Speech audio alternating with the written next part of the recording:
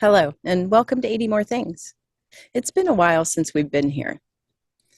You may recall that a few years ago I did a Twitter campaign called 80 Days of 80 More Things. It's all still there. Just search for the hashtag 80 More Things if you want to see it. But on day 56, I wondered, how did Andy Colburn call in Teresa's missing RAV 2 days before it was found on the Avery property? I linked this tweet to a Reddit post, which I'll link in the comments. At the time, we only had a partial recording of a particular radio call that took place immediately before Colburn called in the plate to dispatch. The rest of that recording has come to light, so I talked to a couple of people who can break that all down and tell us what it means. And I'll introduce them in a moment. Let's keep talking about Avery. Yeah, let's keep talking till he's set free. Oh, you just listen, I think you'll see why it matters. It really matters.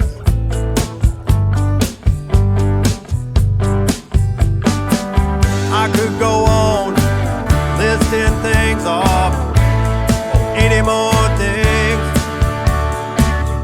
I just keep on singing these songs till Avery's freedom rings. I said it matters.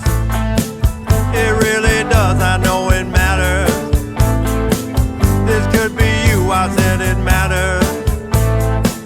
This could be me. I said it matters. Work with KZ. I said it matters. It really matters. I said it matters.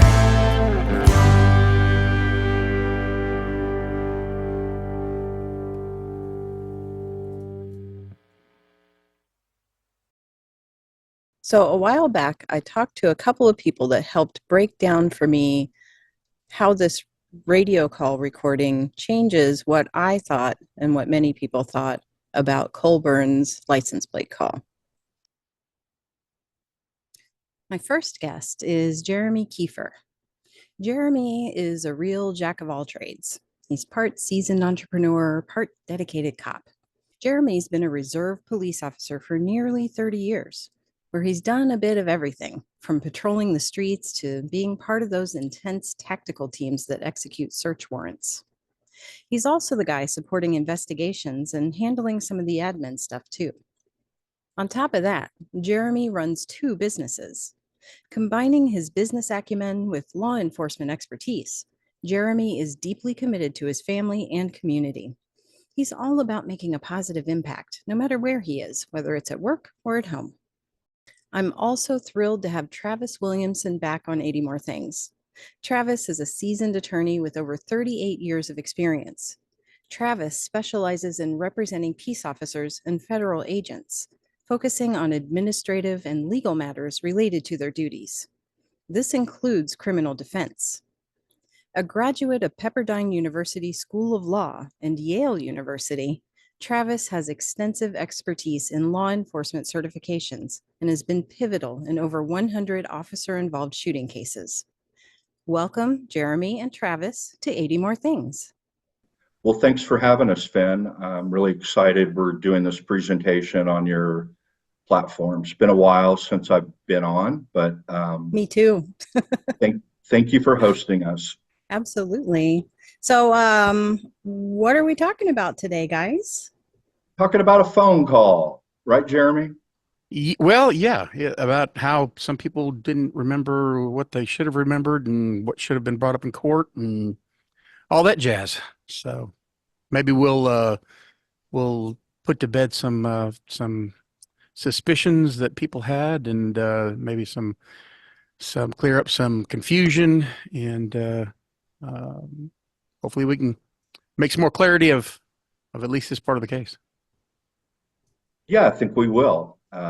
Now that we have a lot more info to work from that others obtain, that I don't think's really been synthesized, if that's the word, before. There's a lot of platforms devoted to this case, the Stephen Avery and Brendan Dassey case, and it's currently on appeal. But I don't think anyone synthesized all of the data that's been obtained since Making a Murderer 1, since Making a Murderer 2, since the big civil case by Andy Colburn against Netflix. But why don't you tell them what phone call it is we're referring to? So the infamous Rav calling in from Colburn, and people think that he was behind the vehicle, and people think that possibly was getting another Rav. I mean, there's just a whole bunch of different theories that have come from a hypothesis of what he was doing, why he wasn't doing this, and maybe I can bring some clarity from my end of perspective of being in law enforcement and understanding a little bit of the gamut of how things are run and how things were run back then too. So it's been a major point of discussion, and the main thing to keep in mind is at the time, the only data point was that one phone call from the Making a Murderer presentation, and it's the last 4 minutes of episode 5 of Making a Murderer, and they end that episode, and it's dramatic with dramatic music, and Dean Strang has Colburn under cross-examination. He plays the call of April 3rd. Jury can hear it, and he asks them, that's a call you'd typically make if you're out finding an abandoned vehicle or whatnot. You want to know who the owner is? Yeah. Like this plate right here, he shows them one of the actual license plates from the RAV4 that was located. And then he plays that recording, the phone call that we're going to hear in a minute, and says, now, were you behind the RAV4 when you called that in? And he said, he gave weird answers. Well, I believe he said something close to, I shouldn't have been, and I wasn't. And I'm like, okay, and well, why'd you call it in? And a detective must have asked me to do it. And, he just really wasn't clear on it. But at the time, Dean Strang only had the one phone call, and he used it for everything it was worth, given the capabilities of Andy Colburn and his ability to testify. And so it was used in the documentary as what do you call that, Finn? A suspense climax moment. Yes. Yeah. Building up the suspense, Jeremy. Which actually later on we found out that it was doctored in. Doctored a little bit. Yeah. So that wasn't even the response that he gave. But it made it very climactic and something that everybody went, So yeah, it definitely was a point of contention there. Right. So they did play a shortened version of that call on Making a Murderer, but we do have access to the entire call. Would we like to listen to it? Sure. Yeah.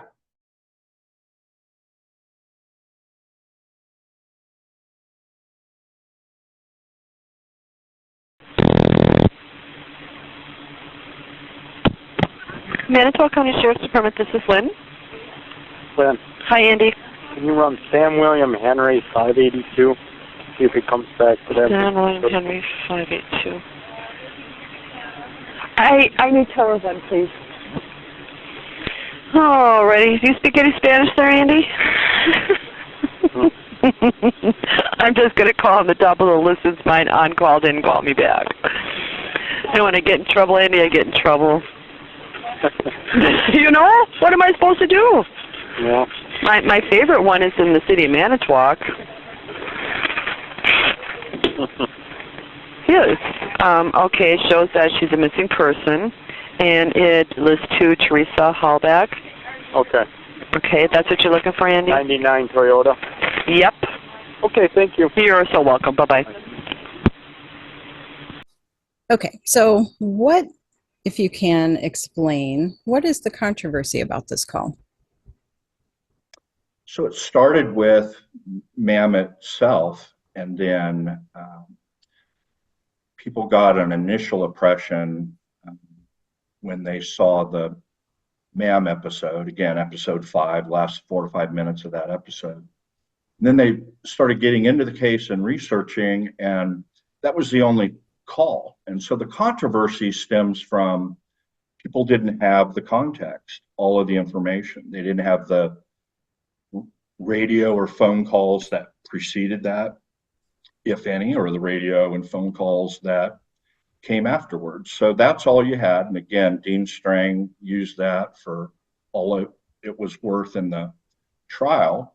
And so people kind of built up on that and used the fact that he may have been inside of the vehicle when he called in the plate to build upon different theories that they might have had about the case or planning of evidence or whatever they were working on. And You said you have access now to radio calls and reports surrounding this phone call that bring us a clearer picture of what was actually happening. So what was actually happening?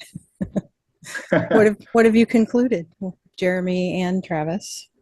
Well, let me start off by saying that from a law enforcement standpoint, I understood why Colburn says what he does, and let me preface Colburn. The defense nor the prosecution had this audio. Travis and I spoke about that, and They did or did not have this audio? Did not, because Okay. this would have been a non-issue at trial if it was, because it would have been cleared up from what we now know and what we're going to show today. Because the communication proves what he had, and Colburn has a I don't know the psychosis of it, but in MAM he thought he didn't know why he called in the plates. He's like, I think I wrote it down and couldn't understand my writing. And then in the deposition, he remembers a whole lot more. And then later on, he remembers a whole, and like by the end of everything, it was like, it was a Thursday afternoon, sunny outside, and I was on my right. And I mean, it got ridiculous. What deposition are you referring to, Jeremy? There was just his stories as he goes along over time. Okay. The deposition I was talking about was For the Netflix. Okay. Yeah. But I mean, it just over time as he tells it through the years, he remembers now, and he remembers what he was doing. And from a law enforcement standpoint, I get it, because I was in a department around that size back then. Another thing that a lot of people don't understand in law enforcement back then, in the smaller departments, we did a lot of we crossed a lot of the same different duties. So patrol just went patrol. We did, helped in investigations and helped with, everything. So in the department, people say, well, he had a computer in the car. They did have some computers in the car, same thing as us. Again, I was in a department about the same size, about the same caliber in the department.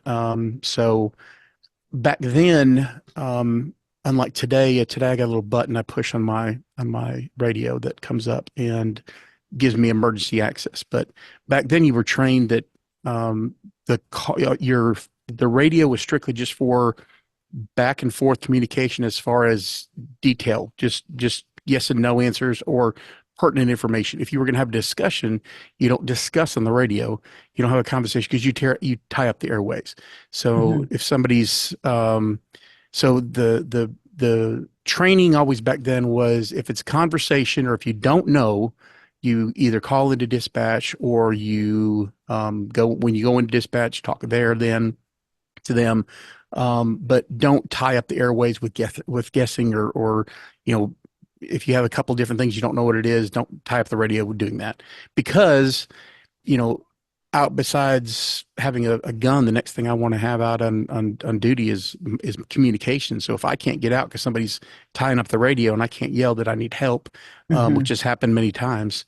So in that mindset is what I understood, which a lot of people don't understand today, because today it's kind of the same thing, but, you know, I have a help button that gets overrid by everything else, and 45 people come, you know, blazing in because it overrides everything. So when he says that he didn't know, that he was writing on his knee and didn't know what the number was, say, let's just say the 6, he wasn't sure if that was 6, they wrote down was a 6 or an 8. That's a conversation. So that I understood when people say, well, why did he not call it? Why do you know, he calls in the plates, but then he turns around later on and then on radio does another plate when he gets to zippers. You know what is he hiding? Why is he calling that in? And that makes perfect sense to me. By what he said was that he wasn't sure and that's a conversation. So he would have said, "Hey, run the tag," and then, you know, if it's a 6 and then it comes back to something else, hey, run that with an 8 instead of a 6. That would have been a conversation. So if you were ever unsure, that made sense to me. And so I was explaining that, and I think it was in Defense Diaries, and Travis had came in and he said, "Hey," he said, "like your theory," he said, "but," he said, "before you go through that, because did you hear the calls before that?" And I'm like, "No." I'm like, I guess I may have, but he says, "Go listen to the calls." And I'm like, "Okay." And so he says, especially right before right before he's there, right before he goes to, he's right at zippers, you know, pick it up there. So you're listen talking to it. about, just to interrupt, you're talking about radio calls at this point, Correct, right? Not correct. telephone Radio, calls. yes, Okay. correct. And he says, you know, and I think we're going to play that here Yeah, eventually. let's play that so we know what you're talking about. Let me before you do, let me set that up, because Go ahead. I listened to it, and when Remaker asked him the question he asked him, I thought he was like, well, that's not referring to it like why would that refer to the plates? That doesn't make any sense. He's looking at stuff at zippers, so that has to be something with that. I don't understand. And that's when Travis told me, he said, "Hey, per the timeline, the phone call was right after that." And I'm like, "Wait, do what now?" So I isolated the call with and listened to it. And once you hear it, you can't unhear it. And it was transcribed by everybody else as something different. And then when I listened to it, I actually put headphones on and isolated it. You can hear what Remaker tells Andrew to do, and it makes the world of difference. And Travis, so let me set the scenario. I'm in an office-involved shooting, and the prosecution asked me a question that we didn't talk about, and you prep your officers to say what if they don't know what you take it over from there. What you say and what you do in that case. Well, first where we start is I explain to them, because I have some, no, I'm ready to go. I'm happy to give them a statement now. And I'm just like, no, we're not going to do it. And because their memory is flawed because of adrenaline and other things that gets secreted in a high stress incident. And then I tell them, I have at least 20 cases, probably a lot more, where dash cam video, going back to the old days of dash cam, they remember something a certain way when they're under the stress of that incident. And then you look back on dash cam and it didn't happen. The one example I give, I had an officer, there was a emotionally disturbed person in the back of a residence, didn't belong there, had a firearm, was threatening neighbors. The officers get there, the initial officer, partners in another vehicle. He pulls up and he calls out for his AR, a rifle, because the suspect was a good distance away, and his partner brings his AR-15 and hands it to the officer that was involved in the shooting. And investigators are saying, well, okay, then what happened? The suspect held his gun at me, said he was going to shoot, and so I fired because I was in fear for my life. Okay, but at what point did your partner hand you the AR-15? Oh, he never handed me the AR-15. He wasn't there. And then on video, it's clear. Now, in that situation, it's not really relevant who got him the gun or whatnot, but that I use that to explain that could easily turn into you're lying. Jury's mind. Yeah. And you're doing it intentionally, and it's to cover for something else. The first thing we ask on the defense side when it's involving an officer is we want the CAD data, which is just a written printout of what the dispatcher is doing and times and whatnot. We want the entire CAD data. We want all radio calls, and we want all phone calls related to the incident. It's my understanding that the defense requested that, but the only thing that was turned over, at least with regard to November 3rd, was this one phone call by Colburn into the dispatch at Manitowoc County Sheriff's Office, which we abbreviate as MTSO. Yeah. So like what you said, you would have, Kratz would have brought this if he would have known this was there. And shout out to, by the way, let's give credit where this is from. The information we have that we're using is from Rookie's 2022 FOIA request that we got this phone, the radio transmission, and so let's yeah, thanks to that person. And Thanks, then Rookie. Finn, can you remind me where that I know it got posted eventually to the Foul Play site, but where else did that end up? I know he loaded it, or he uploaded it to several sources. Was that on Reddit at one time? I probably. I don't know though. I think Foul Play, I'll have to go back and look. I think Foul Play credits Rookie for these also in their YouTube stuff. So, but I don't think anybody had the FOIA part of it with the radio transmission between that we're playing between Remacher and Colburn prior to the phone call. So no, they didn't, not at the time of the trial. Just to be clear. So the only thing that was available to the defense team that we know for a fact was the phone call. Presuming Kratz may not have had it, but he would have had access to it. He just didn't hear it. He didn't choose to get it, and so they couldn't rehabilitate Colburn on. That's the rehabilitate. That's the good word. Yeah, they couldn't rehabilitate him on redirect, but his civil attorneys certainly had access to those phone calls through subpoena, but didn't get it, apparently. It's just one of those things that somebody has the idea, well, I'll do a public record request.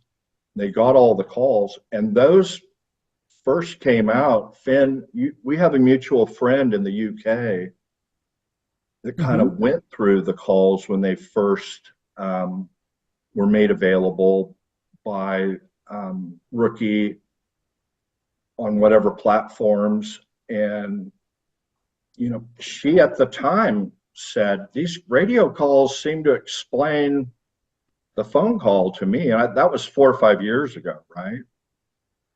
She actually did not have those radio calls yet. She Oh. just had a theory. And then when the radio calls came out, then I thought back Mandela to effect.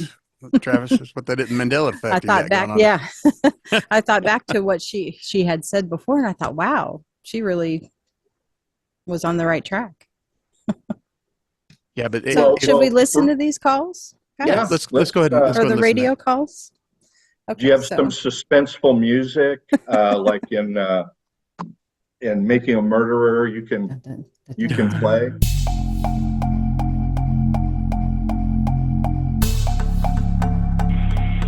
432. Quick. We're en route. Copy. I'm in the church driveway right across from the residence.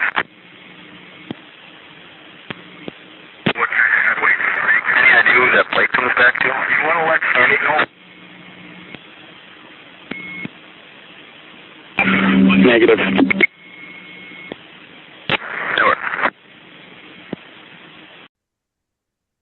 So that was the radio traffic that occurred right before the phone call that we heard earlier. Say, when Remaker says to Andy Colburn, any idea who that plate comes back to? How do you know they're talking about Teresa's plate? Because that's when he calls it's in sequence of events. How did they know that they were talking about Teresa's plate and not some other? Because there was no other, they left the meeting. They had left the meeting about this, Dieter and come over from Casso, his Remaker, Link, Dieter and Colburn was late to the meeting and left early. Those we know were all there. Shocker. And yeah, well, he was there late because he came in checking zippers. Again, it's only 7 minutes from the department. 7 minutes time frame between it. Mm-hmm. So and that was the other thing too, is when he says he's on his way, he's literally only minutes away. So Mm-hmm. it's not like it's and that may be the reason why he called too. It may have been like, hey, let's get this thing rolling. So when they show up, when we pull, especially there, they wouldn't have just, let me rephrase that. We wouldn't have, they may have pulled into the driveway. Mm-hmm. If I would have gone on a call that said, hey, if you show up my property, I'm going to shoot you. We would have parked about 3 doors down or, out of scene, and we'd have walked into to the quietly. Yeah. Walk quietly up to the, there'd been some, it's a little bit more of an, and I don't know what I'm sure there's the phone calls out there somewhere. I don't remember what was said, but, paraphrasing and some stuff that was said, but, re-ask your question again. You said, how would I know that? How did they know that they were talking about Teresa's plate Because and not some other plate? That was the only thing that, they were going on the call for. So there would be no other plate. I would know if we just left the meeting and it was about this, and knowing that what we're discussing and what the call we're going on, the only plate that's in question that we have would be Teresa's. They didn't have any other plates. So and it's clear, I think, that they did know, because he didn't come back and say what plate. Yeah, he did say what plate, and then the next thing we know that he turns on, he made the call. So in sequence of events, we know that they knew what they were talking about. So we know that when he does that, there's no more radio traffic. There's just a phone call from there that goes, hey, run this tag. And, and if you listen to that, if you listen to the audio of the call, he says, and from what I gathered in his saying, I think he was trying to say, does that come back to that missing girl? Is what he was trying to say when she cut him off, or does it come back to that Teresa girl? Or he says, does it cut? And then he gets cut off somewhere in that time frame. So his recollection may be correct. It's just that he didn't remember why he ran it. In his mind, he could have been thinking at that time, his psychosis part of the memory would have gone, hey, I'm looking at this. Is that an 8 or 7? I better call that in. Just, that's the part he may even remember. And then he doesn't remember why he's calling it in. And and that's why it always made sense to me what he said, because that's what you would do. So does that make sense? Yeah, Am I that's the making- problem with trying to use custom and practice. One's custom and practice to say definitively that your custom and practice was happening in that specific event, because it wasn't. He says in the interview for the other documentary that what I just read off earlier, that he couldn't see what he had written down, so he was calling in to confirm it. Which that part may be true. That part. Well, we know it's not true. I mean, as far as I'm not what he, saying he's lying, but he called it in because he was told oh to. yeah, no. Let me back up. The reason he may be calling it instead of doing it over the radio was that he's looking at what Wiegert had told him what the number was, and he may be going. Uyghur didn't tell him the number. So do we know what that play comes back to? No. I'm saying previously when he talked to Wiegert a couple hours before that, that's what he may be looking at. Right. What I was saying. But not at this time. And in the context of his answer in the interview, says, yeah, I called it in because, Oh yeah, he thinks that's what why he called it in, definitely. Yeah. So, and it's, I think it's more likely failed memory than Sure. anything. Jeremy, we just listened to those radio calls, and we heard Remaker tell or ask Colburn, do we know what the plate comes back to? Colburn responds negative. And then what's his response? I thought it said 10-4, and I think a lot of people had that in the transcription that they had got was 10-4, and it didn't make it didn't correlate into why would he turn around and call. There was something that was said there, so I put on I've got some high dollar sound oscillating headphones, and I put it on. I played it, and when you've been in law enforcement as long as I have, it's the radio traffic. You get to where you can listen to it and you understand it a lot better than everybody else does because you're listening to it all the time. I hear, do it. So do I. And I had gotten primed. I had read other people's transcripts that had been prepared. And I said, okay, 10-4, because other people had done it. And I asked you to go back and verify what I had put down. And I said, yeah, he says, okay, 10-4, we don't know what it comes back to. And then I thought, okay, well, Colburn, we know that the phone call is the next thing in sequence. So Andy came up with that on his own. But that kind of was against your theory of Andy's personality. Yeah. And so you go back and listen to it. And then a little bit while later, I get a phone call from you saying, it's not 10-4, it's do it. And I said, really? Travis, go and listen to it with some headphones. And he clearly says, do it. And then I said, dang, that fits into your theory that, Colburn's personality is not self-directed. He's not a take charge person. If he was proactive, he would have ran that in some of the other stuff he ran. Right. And So that's not him though. Yeah. So it all fit together. And then, but again, it's another example of the people, the researchers at Reddit or Foul Play, or when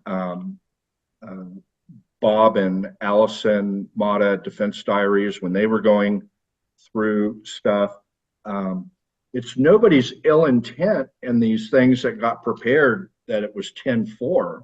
Yeah, it's just that, and then it gets repeated over and over and over, and then it becomes fact, right? And it's common to somebody says negative 10-4.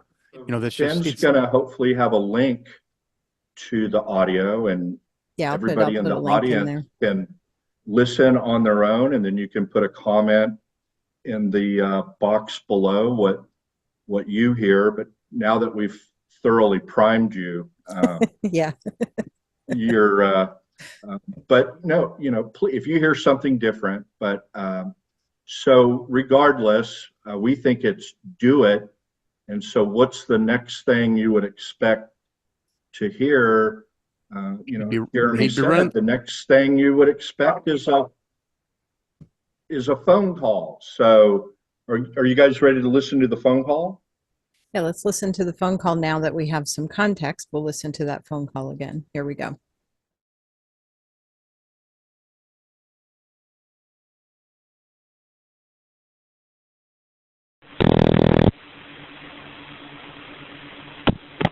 Manitowoc County Sheriff's Department, this is Lynn. Lynn, Hi, Andy. can you run Sam William Henry 582? See if he comes back to that. Sam William Henry 582. I need telephone, please. Alrighty. Do you speak any Spanish there, Andy? I'm just going to call on the top of the list since mine on call didn't call me back. And when I get in trouble, Andy, I get in trouble. You know? What am I supposed to do? Yeah. My favorite one is in the city of Manitowoc. Yes. Okay, it shows that she's a missing person, and it lists to Teresa Hallback. Okay. Okay, that's what you're looking for, Andy? 99 Toyota. Yep. Okay, thank you. You're so welcome. Bye-bye. So Yeah. Jeremy, you've explained earlier a little bit.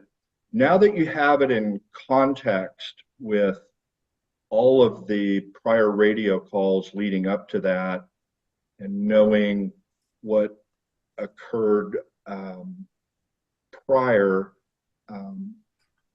why do you think he's calling in the plate? Because Remaker told him to do it. He was, and if you listen to that, what he just said right there, you'll hear the part where he said, "Does that come back?" And you hear that he's trying to verify that tag and what he was told to do by Remaker, because Remaker was like, "Do we know that plate comes back to?" So he's just doing what he's told, and he's, if he would have finished his thought, I believe it would have been, "Does that come back to the missing person? Does that come back to a Teresa Hallbach?" Or, but he says, "Does that?" And she cuts him off. So with what you know so far, Jeremy, and your decades of experience and departments similar size, do you find anything unusual about Remaker directing Colburn to verify who the plate comes back to? No, not at all. And a couple reasons. First off, get this real quick. As a detective, he needs to verify the facts because he would have verified it previously. So before it was a attempt to locate, so it wasn't a priority as far as like them needing to verify information. So now we're going on to a call. We're going to from just be on the lookout, BOLO, attempt to locate, whatever they wanted to call it. From just being that, now we're going on a call with a possible hostile person that's made some threats, and so now it's a full-fledged call. So now we need to make sure that and that's how the sequence of events always transpires. In reality, typically, if again, this is a small agency, so typically a detective would set all that up and make sure everything's fine, and that's what he's doing. The two reasons he tells Colburn to do it, and it makes sense, is Colburn had ran the criminal history before of Zipper and ran some other information, so he was asking him. Also, he got the first initial call from Wiegert, so he could have ran it. So he's just asking for verification. Did you run it? Do we know who it comes back to? Basically, did you ever run it to verify into this information? And he says no.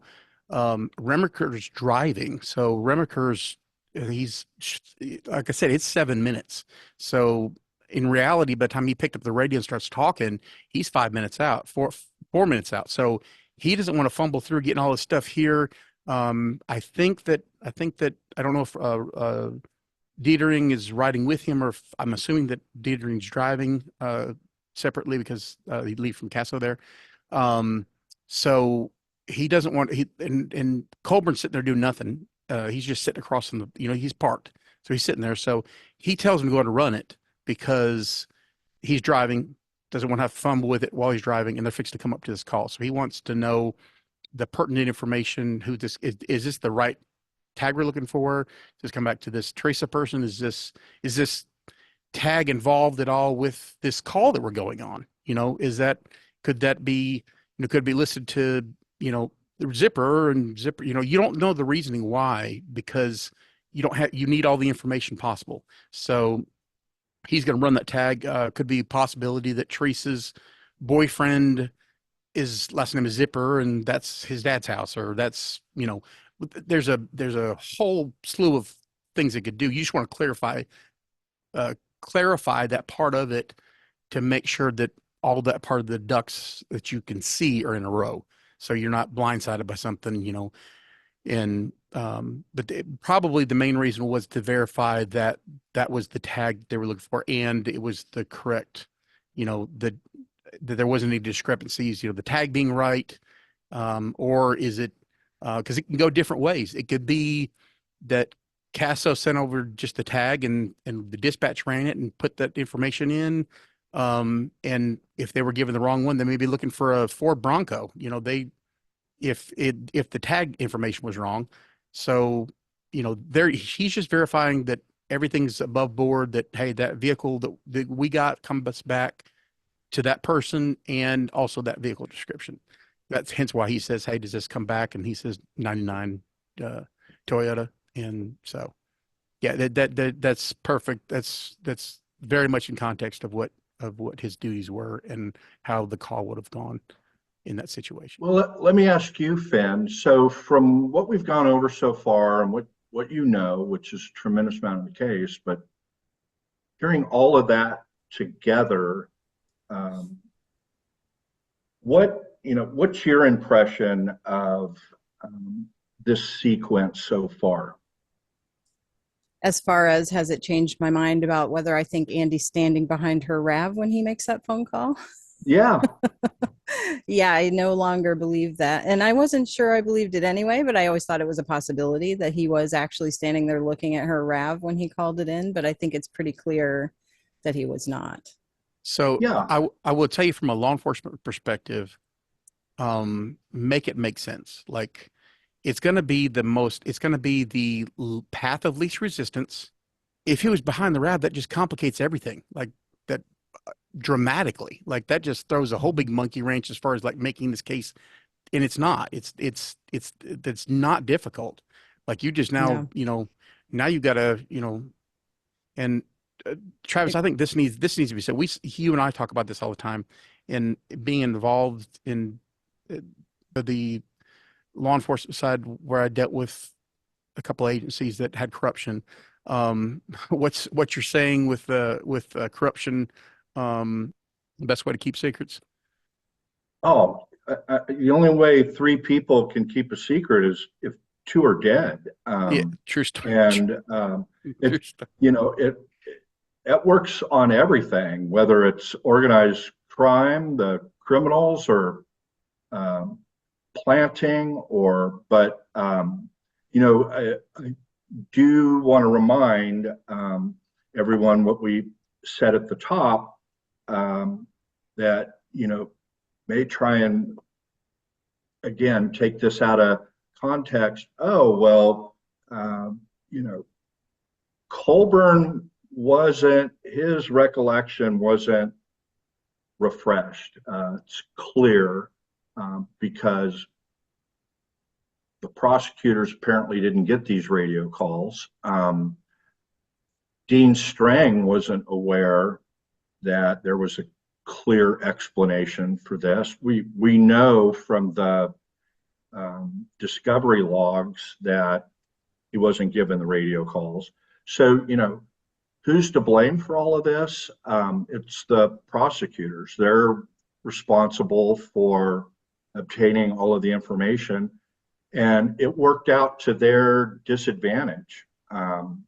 You know, Well, it just gave them another thing to conspire well, about and make a you know, conspiracy when you about. have attorneys that good, Strang and Buting's caliber, and you give them something, you know, they're going to look at it and go, "Oh my gosh, you know, that sounds like this other case I had where the guy pulled up, saw an abandoned vehicle, and called it in. Hey, Lynn, yeah, got a car here just sticking out here. You know, can you run the plate? Yeah, what do you got? Boom, comes back to stolen, or it's usually in the context that it's building up to probable cause for something, an arrest warrant or a search warrant. But here it is, and when you listen to it in isolation, sounds like he's sitting behind the car and reading the plate. Going back to your point about corruption, you know, corruption exists in every human organization, in Yes. every profession, and depends on how you define corruption. But law I enforcement, criminal justice system, it's a human endeavor. I Our will. system's an adversarial system where adversarial systems tend to, you know, if you have people that don't really belong in that profession, Yep. because of ego, competition, competitive nature, they'll do things like noble cause, like planting a key when it's not even really I call it necessary, probably. I call it the greater good is what Yeah, I call it. Yeah, the International Association of Police Chiefs, it's, you know, referred to as noble cause, but officers do get that, and you know, that's a recognized thing in every profession. But you know, there's a distinct difference between what's happening in a case from a court standpoint, legal standpoint, and what's happening in a true crime entertainment standpoint, and who done it, Yeah. armchair sleuthers. You know, that's why the genre is so popular, is it's appealing for a number of different reasons to people, true crime. Whereas in the criminal justice context, the trial context, it's completely different because the rules of evidence and public policy things and constitutional limitations, it's a completely different thing. And so you notice, take Ma'am, for example. So, you know, Stephen Avery's blood is in Teresa Halbach's car, and the car is on the family property. What's the explanation? And, you know, their client said, well, they must be trying to railroad me, or they're, you know, they planted it. Or he was saying that to the television stations before the vehicle was found. So it's like, okay, well, we gotta find something. We gotta find a source for that blood. And then the thing with the clerk's office, and that's where they went with, because they, you know, they had something. Then the bullet and lab protocols being thrown out the window, and they called item FL good, and you know, when no lab would have allowed that to include a suspect, only to exclude. And that's typically how law enforcement works. It's motivated by fear and or having something up over somebody's head. So you make them go along with something, but they don't know everything. Like, they're just doing what they're told. And some do it willingly, some do it like I said before, the key, I think that was the greater good. It's a situation where, hey, we know he's guilty. Listen, we found this key. Is it right? No, it's not. It's not right at all. But it's the greater good that officer thinks that he's doing because, a detective comes up to him or somebody comes up to him and says, hey, listen, we have the key we picked up. It was in the trailer. And as we were carrying it out, it dropped out and one of the other officers picked it up. And in their report, they're going to say that it was, we didn't take a photograph of it but it was in the trailer. We picked it up and somebody photographed it being outside. We have a photograph of it being outside. Listen, we know Steven's this dirtbag. If we could somehow get that key, back in there, and like, we know he's a dirtbag. We know he's guilty of this. And they think that they're doing something, that is, they're just helping the case along and they're not really doing anything wrong, even though it is wrong, but it's the greater good philosophy. I think that's what happened a lot in this case. It was, if this was corruption, you truly only had one, possibly two people that knew exactly what happened. And I have theories. Well, it just depends on what the theory is, but Yeah. The theories range from Ertl, the lab guy, had a key made in Madison. Oh yeah, I mean, Comes out. There's blood in Steven's blood in Culhane's drawer. A lot of this boils down to an incompetence. Some of these, it's 20, 30 people, but I'm glad this thing came up because it's simply one county gets a call and says, hey, our daughter is missing. It's unlike her. And I'm sure that town, they all knew that family, just like they know most of the families in Manitowoc. They call the neighboring agency and say, hey, we got a family who's looking for their daughter, and we have it maybe narrowed down to a couple of tree places. How do they say it, Finn? Two tree places in your county. Yeah. And can you help us out there? Yeah. And thanks a bunch, hon. And so, they go, and it's like, well, one's Avery. Okay, well, I know him. I'll, do that. And then there's a zipper, and well, he's saying, he'll shoot at anybody who shows up, and that he wants this young lady arrested for trespassing. So yeah, we're gonna check it out. And that's probably in those smaller rural counties in Wisconsin. To remain sheriff, you have to give customer service. Oh when, yeah. When a dairy farmer whose family's been there forever, he probably has the sheriff's home phone number. Yeah. And hey, this small town politics. This isn't like Teresa, Teresa. And okay, yeah, we'll check it out. Well, in a larger jurisdiction, they don't have time in Austin, Fort Worth, Dallas, San Antonio. Every time a 20-something is overdue by a day or two, they just don't have time. We take everything into consideration. You have a missing kid. Yeah, that's going to take priority. We're going to pull out the stops. Right. But, you have a missing, healthy, middle-aged person, or even, hey, my wife's gone missing. We got into an argument and I don't know where she's at. And okay, well, I'm not going to put a lot of, she went to her mom's house. She went to her, she's avoiding the situation, which she should do. And so we're not going to put a lot of effort into that. We may try to call and, but we're not going to put a lot of effort into, because she's not missing. There was circumstances that caused her to leave, and here we are. So outside of this jurisdiction where it was 4 counties and you had interlocal agreements, 2 states, have you assisted other agencies?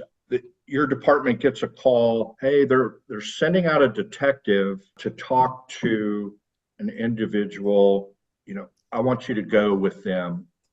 over to, I want a marked unit when he goes and talks to, I mean, is that common? Not common, but I mean, have you had all that the time. happen? Not exactly that situation, but like, so our backup, quote unquote, is technically the county. We have we're in Huntsville, Alabama's county.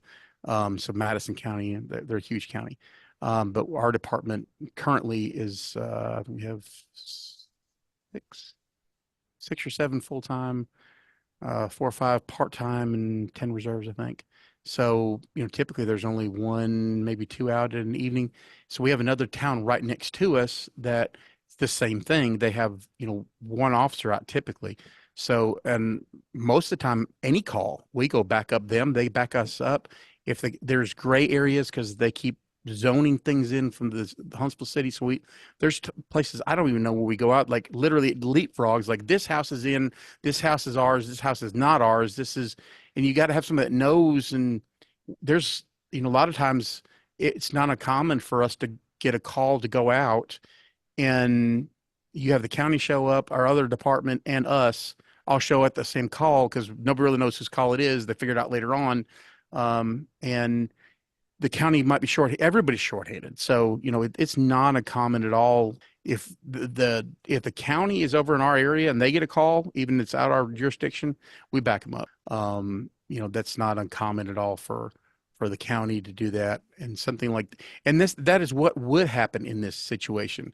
The only issue that I have is you had an agency that was already interconnected. Would it happen? Probably. They could have picked a different agency that wasn't tied to them, in this case, to be fully transparent. Like I wouldn't, if it was, and wouldn't have been my call, but I'm just saying if I was a person in leadership and you wanted to be above board, I wouldn't have picked Cal County to be my investigating department. Yeah, that all comes a few days later. Yeah, and I do understand, because it started in Cal County. I get that, but you want to have something that, especially for them, they're being sued by the person who's possibly, let's give it should have gone to the state, is where it should have gone, or a neighboring agency. We're talking that's 3 or 4 days later. Oh yeah. I was just stating that, for everything to look above board. Yeah. Oh, for sure. No, that's one of their biggest faux pas in this thing is honestly, it's incompetence on a lot of, and I thought it was because I live in Alabama, and everybody makes fun of people living in Alabama. And, I look at this thing and I look at the facts of it, and I go, holy cow, like they're more redneck than we are. and for the sheriff to get on there and say, they're not going to be involved, just equipment. And then later on, a reporter pretty much called him out on it and said, why were you dishonest with us, saying they weren't going to be involved? And,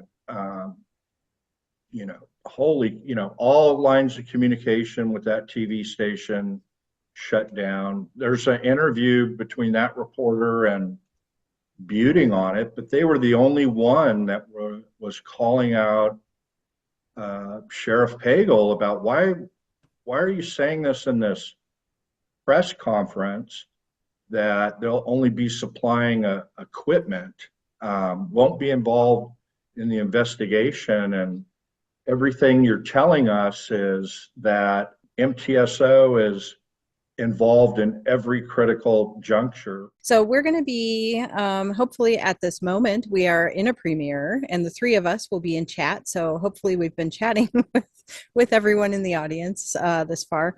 So if you would like us to go live right now, put it in the chat. So if you want us to go live, put it in the chat. And if we have enough people in the chat, we will go live and answer some more questions. And if not, then this is it. Or maybe we'll go live at a future time. Yeah, we'd love to answer your questions. And, Jeremy is an excellent resource in terms of police procedures and what's the standard deal.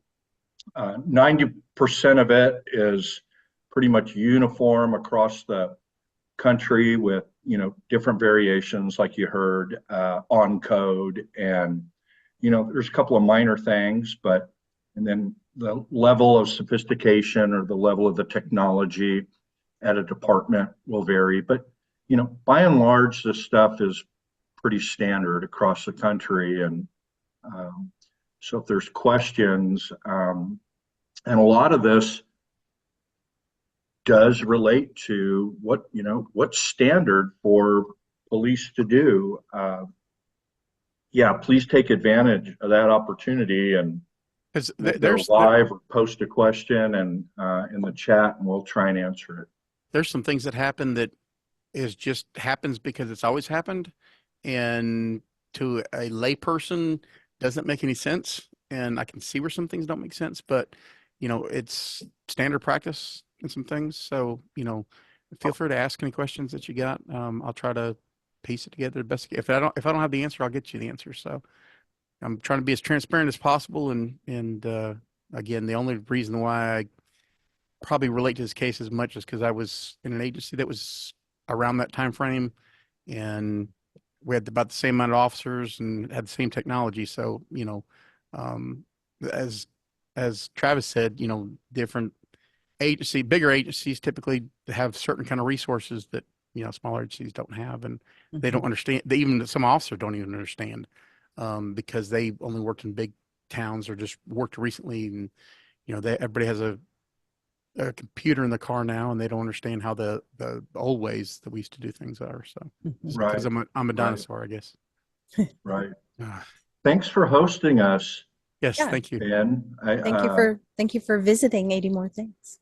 Yeah, I can't think of a better place to launch this, and thank you so much for the ton of work you put in to make us sound this look so professional. Yes. I guess I got to make it look professional now. We have faith in you. That's good. I'm glad somebody does. So that's it. I'm really curious to hear what everybody thinks, whether it changed your mind about Andy's phone call or not.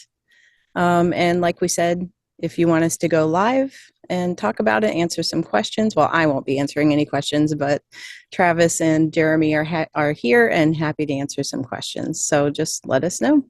And that's it. That's it for this episode of 80 More Things. Take care. Bye-bye.